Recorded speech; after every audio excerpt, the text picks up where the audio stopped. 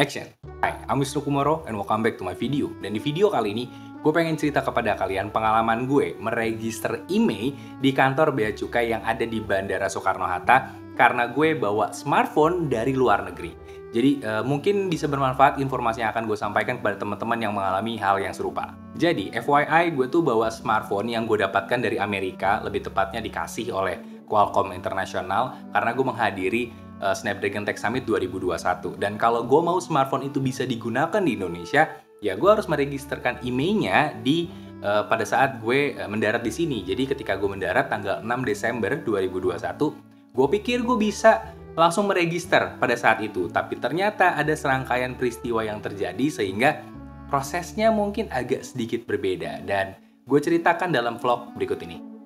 Dan sekarang lagi nunggu boarding menuju Jakarta bersama dengan Om Diar, Dedi, Debbie, Pak Susanto, dan juga Om Moldi. Ini adalah tim dari Indonesia untuk Qualcomm Snapdragon Tech Summit dan akhirnya pulang. Wih, seneng banget kayak Pak. Iya. Akhirnya. Setelah melewati rintangan. Saya sudah nggak sabar menikmati karantina. 10 hari. Lebih lama dari eventnya, Mbak. Iya, lebih lama dari penerbangannya semua ya. Oke emang. Ya, semoga selamat sampai Jakarta kita. Amin.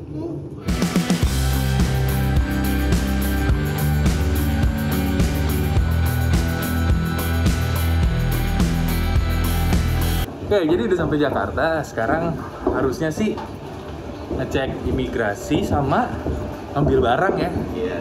Cuman nggak tahu nih PCR gimana ya? Kayaknya enggak deh. Ada nggak sih? Enggak, langsung karantina. Langsung karantina? Nah, batuan baru PCR. Karantinanya di hotel, PCR di hotel ya hasilnya? Iya, iya. Harusnya kan ya? Harusnya di sini ada dulu ya. Makanya kalau itu 2 kali dong, ngapain 2 kali? Iya. Kalau PCR sekarang hasilnya langsung positif, negatif langsung nggak usah karantina dong. PCR sekarang kan nunggu 6 jam. Iya, 6 jam di sini. Iya, berarti nunggu 6 jam kalau misalnya negatif. Waduh. Berarti tetap karantina juga tetap. Kita lihat aja ntar kayak gimana ya. Pastinya enggak. Karena masih pada bingung nih kayak gimana. Kita nggak tahu. Yang jelas kita lihat ntar kayak gimana. Dan ternyata ketika kita baru datang, kita tuh kayak diantrikan untuk menjalani sejumlah proses. Pertama PCR. Kemudian juga kita ditanya kelengkapan berkasnya. Kemudian juga yang nggak kalah penting, kita ditanya mau stay atau karantina di mana. Bisa di Wisma Atlet ataupun di hotel. Dan setelah itu semua selesai, baru kita akan dicek di imigrasi. Dan sebenarnya prosesnya ini cukup singkat asalkan jumlah penumpangnya nggak terlalu banyak. Dan beruntungnya gue adalah penerbangan kali ini jumlah orangnya nggak terlalu banyak. Dan setelah itu kami baru diizinkan untuk mengambil koper kami. Untuk yang kali ini gue akan menjalani declaration untuk pajak atau bea cukai dari barang yang gue bawa karena gue dikasih handphone sama Snapdragon. Jadi gue pengen tahu prosesnya gimana sekalian register ini. Ini akan jadi menarik banget, belum pernah soalnya. Ya, we'll see what will happen. Dan ketika gue datang ke bagian custom, ternyata gue belum bisa mendeklar smartphone ini karena mereka mengharuskan gue mengikuti karantina dulu dan nanti kembali lagi untuk mendeklar smartphone-nya. Dan ya udah, akhirnya kami memutuskan untuk menunggu hasil PCR di bagian luar. Oke, ada update sedikit. Jadi tadi udah ngelewatin tuh jalur pemeriksaannya, Om Lia. Pakai maskernya dong di tempat tuh. Tadi dikasih Saya retake demi Om Moldi. dikasih minum. Saya retake demi Om Moldi. Parah banget. Oke, jadi Sebel. Pernah dikasih minum. enggak, tadi Om Moldi habis minum. Dan kita semua social distancing tuh, jaraknya jauh-jauh gitu kan. Ada yang pojok jauh banget, nggak usah dibahas. Jadi tadi udah ngelewatin pemeriksaan berkas, melewati pemeriksaan, apalagi tadi? Banyak pertama paspor sama boarding Pas, pass, terus, sertifikat vaksin sama hasil PCR dari tempat asal. Ya. Yang ketiga ditanya kita bakal dikarantina di mana, Wisma Atlet apa di hotel. Setelah dimasukin datanya, kita ngantri PCR. Di sini harus ada PCR sendiri lagi. Ya, setelah habis PCR baru Habis imigrasi. PCR, baru imigrasi, baru custom bea cukai, terus ini. Oke, dan sekarang kita lagi ngapain? Kita lagi nunggu hasil PCR. Begitu hasilnya keluar, langsung ke hotel. Dan sekarang kondisi sudah jam berapa? Ini sekarang jam Jamnya 8. Jamnya 2. Mau jam 9. Jamnya 2. Oh, 8.57. Enggak, bentar nih. Ini 1 jam Jakarta, 1 jam Hawaii. Tapi kan dua-duanya digital ya? Kan bisa di-set. Dua-duanya Jakarta. Cuman apakah perbedaan dia dari jam Apple Watch sama Huawei Watch? Nantikan reviewnya di Sobat HP. Oke. Ya enggak. Ya oke lah. Oke lah. Oke lah. Dan setelah hasil PCR-nya keluar, kami diarahkan untuk menuju hotel atau tempat karantina. Dan dari sini perjalanan kurang lebih ya sekitar setengah jam sampai hampir 1 jam, tergantung letak hotelnya. Tapi gue menuju tempat hotel gue itu sekitar 30-an menit. Dan begitu sampai hotel, akhirnya diregistrasi ulang, dikasih kamar untuk karantinanya, dan langsung menuju ke kamar. Dan hasilnya sudah ada, kemudian setelah dikasih hasilnya, alhamdulillah hasilnya semua negatif untuk satu rombongan. Dan kemudian kita menuju ke hotel. Ini barang-barang dari belakang, langsung menuju ke hotel. Oke, akhirnya sampai di hotel, sampai di kamar. Dan ini akan jadi kamar saya selama 10 hari ke depan. Ini 2 twin bed ya. Ada 2. Entah kenapa dikasih 2, di Hawaii dikasih 2, di sini dikasih 2. Ini ada meja buat kerja nanti. Beberapa perlengkapan, itu data saya. Dan basic sih sebenarnya, kamar biasa aja ya. Ini kamar mandi. Ya, kamar mandinya cukup oke ya. Dapatnya bukan bathtub tapi shower, it's okay. Ini ruangan untuk naruh baju. Dan juga di sana ada yang buat naruh brankas. Dan udah, cuma gini aja isinya. Dan untuk 10 hari ke depan, saya akan menghabiskan waktu di kamar ini. Tapi gue mau cerita sedikit ke kalian. Jadi bagaimana prosesnya sampai bisa ke sini? Well, Qualcomm sudah membookingkan hotel sebelumnya. Jadi ada proses yang agak gue skip di menceritakan tadi, yaitu adalah bagaimana cara mendapatkan hotelnya. Sebelumnya gue udah mengontak hotelnya, sudah booking, dan mendapatkan sebuah QR code yang nantinya ditunjukin di sepanjang proses. Kalau kalian belum membooking hotel, itu nanti akan dikasih list hotel yang bisa di-booking pada saat itu juga. Tapi memang ya variasinya dan harganya juga akan sedikit berbeda, gue rasa, karena last minute order juga kan. Dan ini bisa penuh. By the way, ini kan di kamar sendirian ya, lepas aja ya. Oke, gue ulang. Jadi kamarnya bisa penuh kalau kalian nggak booking dulu sebelumnya. So, saran gue kalau kalian mau pulang balik ke Jakarta, saran gue udah booking untuk ya karantinanya, gitu, termasuk karantinanya. Dan untuk harinya itu bisa di-adjust tergantung peraturannya, dan harganya juga akan di-adjust. Jadi kalau kalian sebelumnya booking 3 hari, kemudian peraturan jadi 7 hari, kalian datang ke resepsionis, dan kalian akan diminta penambahan sisa dari paymentnya gitu. Jadi harus dilunasi terlebih dahulu sebelum kalian bisa masuk ke sini. Dan overall ini servisnya oke banget. JS Luansa, tempat gue stay di sini. Dari masuk, semua barang diantar per orang, diberikan 1 kamar masing-masing. Menu makanan juga spesifik masing-masing. Gue nggak perlu kemana-mana. Kemudian ya tinggal istirahat, dan itu adalah proses untuk karantina. Dan karantinanya ngapain aja? Gue belum tahu, ini hari pertama dari 10 hari. Well, dan di hari ke-9 gue akan PCR, dan udah dijadwalkan untuk PCR. Dan semoga hasilnya bagus, karena tadi juga hasilnya semuanya negatif. So, yeah, let's see. Malam di hari pertama karantina, baru bangun gue. Masih agak-agak jet lag mungkin ya. Jadi tadi dari siang baru nyampe, makan, langsung tidur dong. Baru bangun sekitar 1 jam lalu. Sekarang udah jam 7:30 malam. Udah pesan makan juga. Jadi sini dikasih makan pagi, siang, sore. Pagi, siang, malam lebih tepatnya. Dan menu makanannya menarik juga nih, gue bacain. Ini jadi gue dikasih menu makanannya mulai dari American breakfast untuk pagi ini. Indonesian breakfast juga, healthy breakfast, sehat banget ya. Sampai yang makan malamnya, makan siangnya semua ada. Tapi proses pembuatannya kurang lebih 1 jam. Jadi tadi udah gue pesen dan baru akan nyampe mungkin sekitar 30 menit lagi. Gue pesennya adalah malam ini ayam geprek. Karena gue kangen aja makan yang begini-begini. Dan ini makanan gue udah datang. Gue pesen ayam geprek. Dikasihnya 2 piece kayak gini. Ada ayam geprek, ada kayak salad daging gitu. Ya oke lah. Dan ini akan jadi makan malam pertama gue selama karantina. Jadi semoga enak. Ini masih hangat, dan mumpung masih hangat kayaknya sebaiknya gue makan. Dan it looks nice ya, standar hotel sih sebenarnya. Tapi oke lah. Ini juga gede nih ayamnya nih. Mari makan. Dan gue pengen sekalian review dikit nih. Ini udah gue makan sedikit sih sebenarnya, maaf ya. Jadi ayam gepreknya ini rasanya agak unik kalau menurut gue. Nggak kayak ayam geprek mungkin ya yang biasa mungkin kalian makan gitu. Karena gimana pun ini ayam geprek hotel ya, bukan yang pinggir jalan. Jadi secara menu dan secara tampilannya menurut gue lebih oke lah.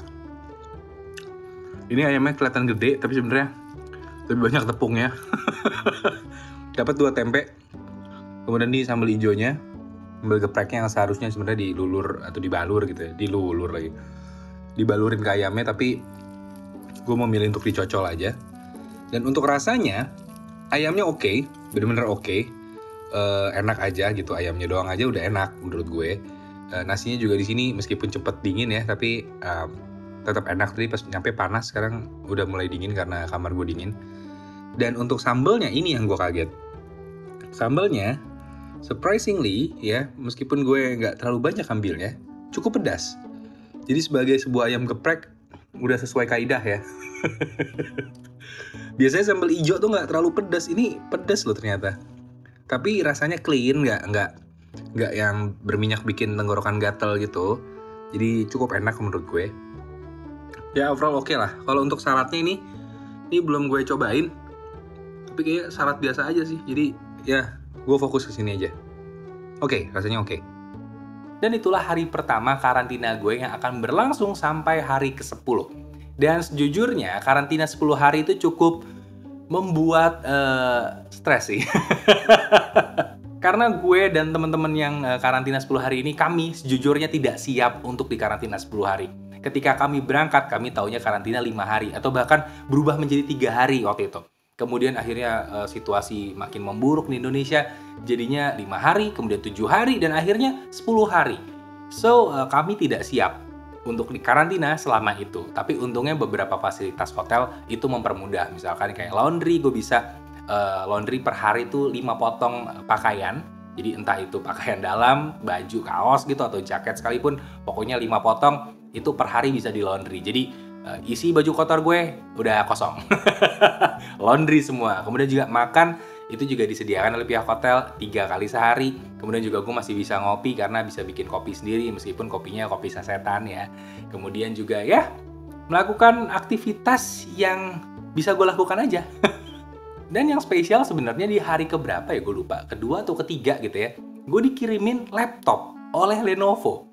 Ini teruntuk Gadgetainment Team, Divi, yang tadi sebelum nelfon gue, dia bilang, ini ada kiriman paket nih ke studio. Gue pikir paket biasa. Jadi gue bilang, ya udah, keep aja dulu di sana. Tapi dia bilang, nggak, kayaknya lo harus terima ini segera deh. Jadi dia berinisiatif mengantarkannya ke hotel tempat gue karantina. Dan gue kaget banget, ternyata paketnya sungguh luar biasa. Sungguh, gue dikirimin laptop sama tasnya, sama gaming headset, sama keyboard juga. Ini juga sama mouse, katanya biar gue nggak bosan karantina main game. Wah, ini gila sih. Dan laptop yang dikirimin nggak nanggung, sama sekali nggak nanggung, nggak ada nanggungnya. Wow.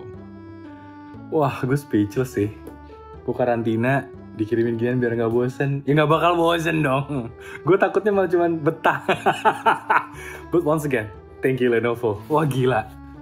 Thank you. Tadi ada sebuah update untuk laptop yang kemarin dikirimin ke gue. Dan ternyata ada sedikit miskomunikasi. Jadi yang dikirim ke gue, unit laptopnya tuh tertukar. Dan dikirimin unit yang ditukar sama gue, unitnya. Ternyata unitnya kok lebih keren dari sebelumnya. Gue pikir ketukar karena akan ditukar dengan spek yang lebih rendah. Ternyata ditukar dengan spek yang lebih gila lagi. Waduh, lebih keren. Thank you. Dan ada pertimbangan sebenarnya kenapa gue tidak merekam aktivitas gue selama lagi karantina 10 hari itu. Karena kondisinya tuh sebenarnya tidak semenyenangkan itu. Sangat-sangat stressful buat gue. Jadi gue memutuskan untuk tidak merekamnya. Karena dampak positifnya menurut gue juga sangat sedikit kalau gue merekam secara full. Jadi Ya, gue memutuskan diceritain kayak gini aja gitu. Lagi pula yang paling penting sebenarnya adalah selesai karantinanya. Karena selesai karantina, gue kembali ke rumah dan besoknya gue kembali ke bandara untuk meregister IMEI. Dan ada catatan, rentang waktu yang diizinkan untuk kalian meregister IMEI di bandara ini. Kalau dulu tuh cuma 3 hari. Jadi sejak kedatangan, rentang waktunya 3 hari untuk mendaftarkan IMEI-nya. Tapi sekarang tuh bisa 5 hari sejak setelah karantina. Jadi ya rentangnya cukup panjang sebenarnya. Semoga peraturan nggak berubah lagi ya, tapi terakhir waktu gue datang, peraturannya seperti itu.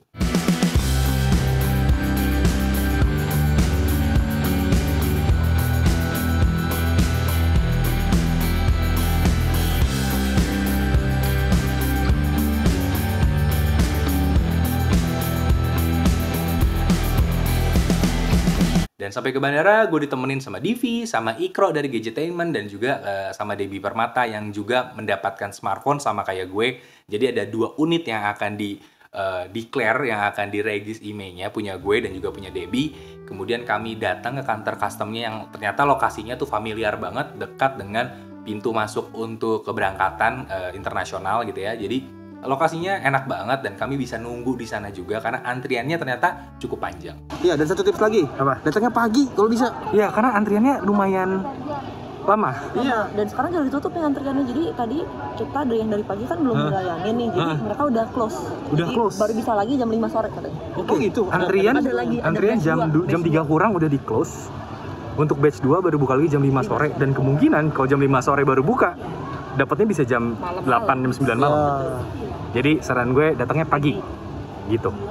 Tapi gue beruntung karena gue datang dengan kondisi berkas sudah lengkap, di mana berkas yang dibutuhkan adalah gue bawa paspor, bawa boarding pass kedatangan, kemudian juga gue menyiapkan surat karantina, dan yang terpenting adalah QR code. Jadi kalian harus mendapatkan QR code ketika meregister lewat aplikasi. Ini akan mempermudah sekali. Kalian bisa download aplikasinya, namanya adalah Mobile Bea Cukai. Kalian tinggal download aplikasinya, kalian isi aja data-data di situ sesuai spesifikasi dari smartphone-nya, dan nanti di ujung kalian akan mendapatkan QR code. Dan ini yang dibawa dan ditunjukkan kepada petugas nantinya. Dan ketika nomor antrian gue akhirnya datang, gue masuk ke dalam, gue ngobrol langsung sama petugasnya, ditanya segala macam tentang ini handphone dari mana, handphonenya kayak apa, dikasih lihat juga smartphone-nya kayak gimana, kemudian dicek IMEI-nya yang di handphone seperti apa, sama nggak dengan apa yang gue input. Kemudian gue juga ditanya punya NPWP atau enggak. Pokoknya pertanyaan-pertanyaan standar sebenarnya. Jadi teman-teman jangan khawatir, tidak akan ditanya yang aneh-aneh kayak punya pacar enggak. Itu nggak bakal ditanya sih gue rasa, kecuali modus ya. Tapi gue rasa nggak bakal ada lah kayak gitu. Itu oknum mungkin ya. Halo D gitu. Dan mengenai besaran biaya yang harus dibayar. Nah, ini penting. Besaran biayanya berapa sih sebenarnya untuk bayar pajaknya gitu ya? Ini tergantung harga handphonenya. Ini harga handphone yang kemarin gue declare ini, si Snapdragon Insiders Phone ini harganya secara SRP atau Suggested Retail Price-nya yang disediakan oleh Qualcomm itu adalah $1.499. Ya hampir $1.500 lah bisa dibilang seperti itu. Meskipun gue dikasih sama Qualcomm, tapi gue meminta untuk Qualcomm dibuat surat declare-nya. Ini harganya berapa? Karena itu diperlukan sekali untuk menentukan besaran pajaknya nanti berapa. Makanya dari awal ketika gue dikasih ini, gue udah ngomong ke Qualcomm, gue butuh nih surat declare-nya untuk nanti di negara gue. Dan mereka kasih. Jadi kalau kalian dapat hadiah smartphone gitu ya, minta aja invoice sama orang yang ngasih atau ada surat deklarasinya. Saran gue kayak gitu. Tapi kalau kalian beli, pasti kalian punya dong invoice-nya. Jadi itu juga yang dibawa atau ditunjukkan. Dan kemudian dari besarannya itu dikurangi $500. Kenapa dikurangi $500? Ini sepengetahuan sotoy gue aja ya.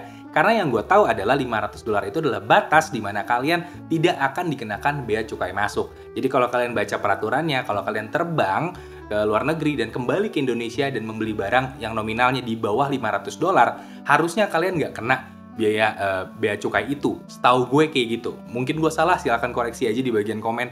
Mungkin gue salah, tapi besarannya itu $500 dan itu dikurangi $500, jadi tersisa tinggal kurang lebih $1.000 tersisa. Nah, dari $1.000 ini, kan 1.500 dikurangi 500, $1.000. Nah, $1.000 ini diambil 10%-nya $100. $100 kalau dikurskan ke rupiah sekitar 1,4 atau 1,5 juta. Dan selain bea masuk itu, gue juga dikenakan PPN impor dan juga PPh pasal 22 impor. Di mana nominalnya ini kayaknya udah fix karena angkanya berbeda sama si bea masuknya itu. Gue kurang tahu hitungannya gimana, tapi ada 3 komponen yang dikenakan ke gue. Pertama adalah bea masuk, kedua adalah PPN impor, dan ketiga adalah PPh pasal 22 impor. Dan besarannya untuk ketiga komponen ini akan berbeda kalau kalian juga menginput nomor NPWP kalian.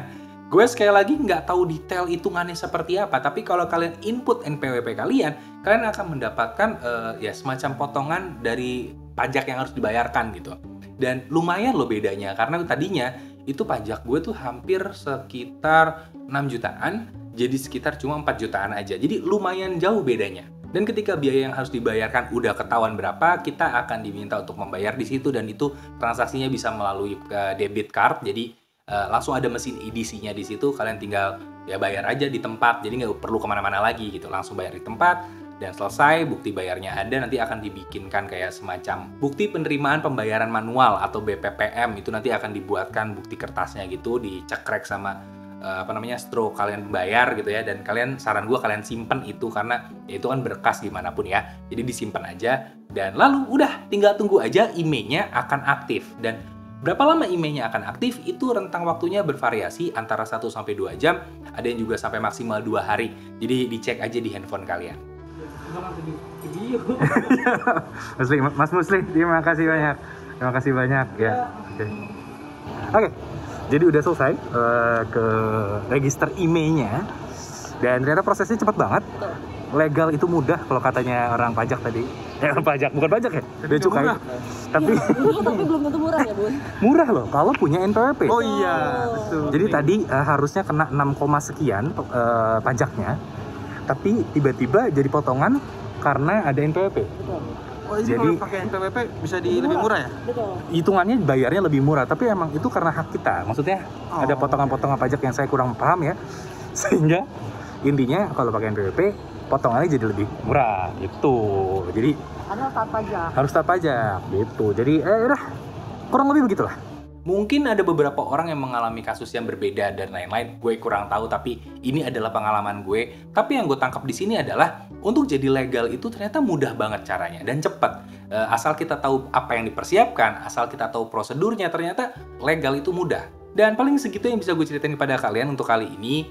Gue tidak akan membahas mengenai efektivitas dari peraturan peregisteran email ini sebenarnya. Jadi gue nggak mau sangkut pautin ke sana. Tapi yang jelas proses untuk membayar bea masuknya dan registernya itu caranya seperti ini yang gue alami dan gue dokumentasikan. Kurang lebih caranya seperti ini. Kalau ada perubahan di kedepannya setelah video ini dibuat, gue kurang tahu akan jadi seperti apa. Mungkin kalian harus update lagi ke pihak bea cukainya. Jadi silahkan dikontak aja.